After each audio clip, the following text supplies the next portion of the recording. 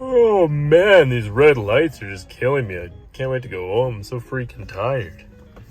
What the heck is that? What the? Hey, nice truck. You compensating for something? Come on, man. Just leave me alone.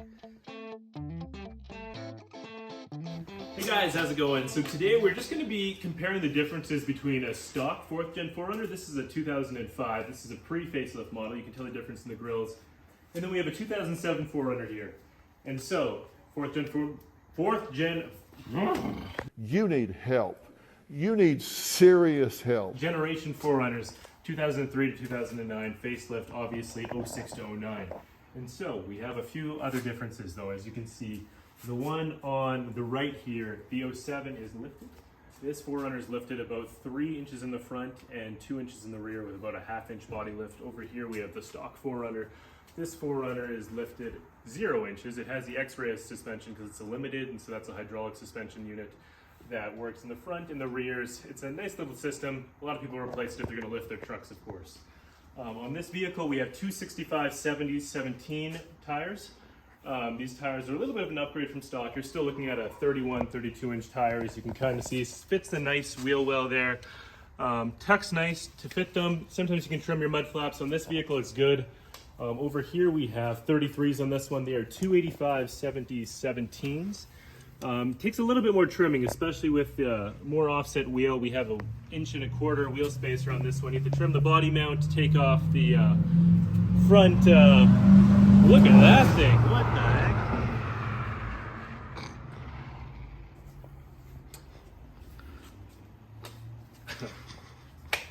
Talk about stealing the show, man. What's that all about? Frig. Or stealing a truck. Or stealing a truck. Nicely done. Truck sharing. Yeah, so we got the 33s on this one. As you can tell, though, there's quite a difference in height. Even if you're looking at straight on, this one you're going to get quite a bit more of raised in the front. This one's going to be a little bit lower. And so just to give you an idea of the heights that both of these are on. So the ground to skid plate on the stock 4Runner here. Just going to go to about the lowest point. We're looking at about, I'd say about a solid 9 inches of clearance. And if I were to go over to the 07 here, and of course we have these beautiful OK Expedition skid plates on here, we're looking at quite a bit more clearance. We're looking at about 13 inches of clearance. So we're gaining about 4 inches of clearance there. And then if we go to the rear of the vehicle, we can show you here. I have 2-inch lift springs on the black one here, and then the stock suspension, of course, on the silver one. With this, we also have a bumper trim here. You can see this in a few videos ago. We just trimmed a few inches off the bumper. You can see the rear cross member, and you can also see the wool wax that's on my finger from touching that. But wool wax is great. It saves the rust in the truck, saves the rust, saves the frame from being rusted out. And so, here we go. Let's take a look. Hitch to hitch. This will be interesting. From hitch to ground on this one, because this is going to be our lowest point, we're looking at about 18.5 inches of clearance. And if we go to the stock 4Runner, we're looking at about, give or take, about 17 inches of clearance. That's only 1 inch extra clearance in the stock hitch there. Let's keep going. Let's look at our fender clearances here. So if we were to go to the front of the vehicle again, just to compare the height, this video is more about the height. If you want an in-depth parts walkthrough, we'll do that in a few videos from now. But just wanted to compare the heights.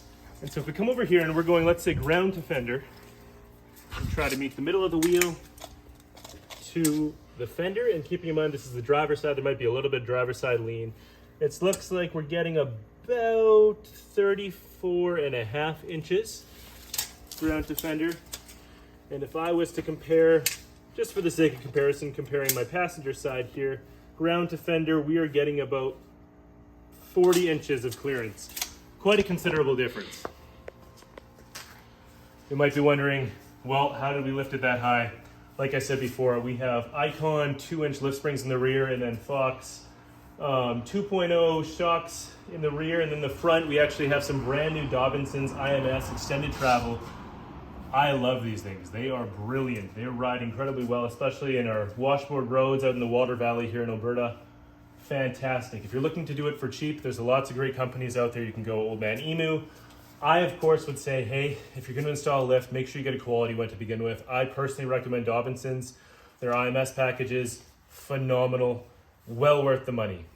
And so this is kind of what it looks like. If we pull it back a little bit, you got the stock and the lifted. And so is it worth lifting your 4Runner? I would say absolutely.